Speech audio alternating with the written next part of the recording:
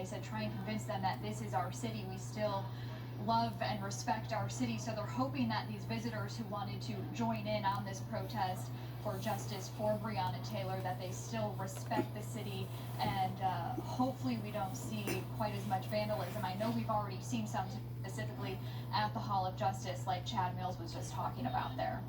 Yeah, and we've seen a presence of state police officers. About 50 of them have been dispatched to downtown Louisville tonight. The only place that I have seen them has been in front of Metro Hall, where I believe they are still stationed just right next to each other in a chain, protecting that area tonight.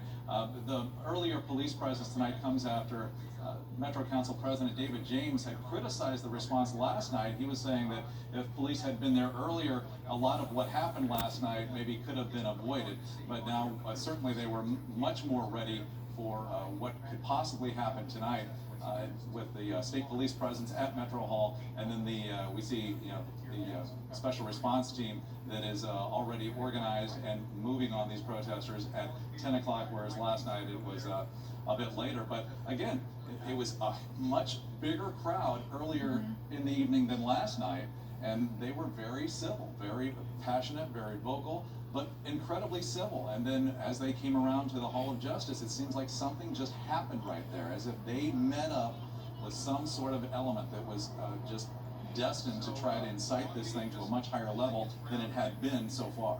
And this protest has been much more mobile than last night's. Everyone kind of stuck in the same place, but throughout the evening and into tonight, they have just been walking around the Hall of Justice, Metro Hall, City Hall, LMPD headquarters. So just more mobile and just expanding to a larger part of the city. Let's go right back out to Katrina Helmer right now. Katrina?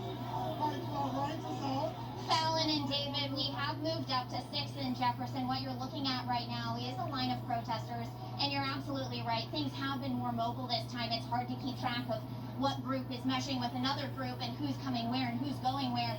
Up the street, then that's where the line of police officers are.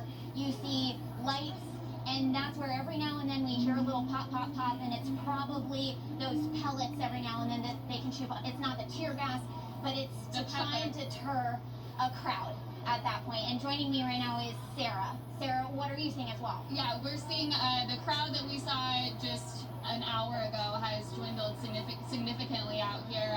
There's about, as you can see, about maybe half of a block in between the line of protesters and the police. Everything is peaceful right now. We're hearing chants.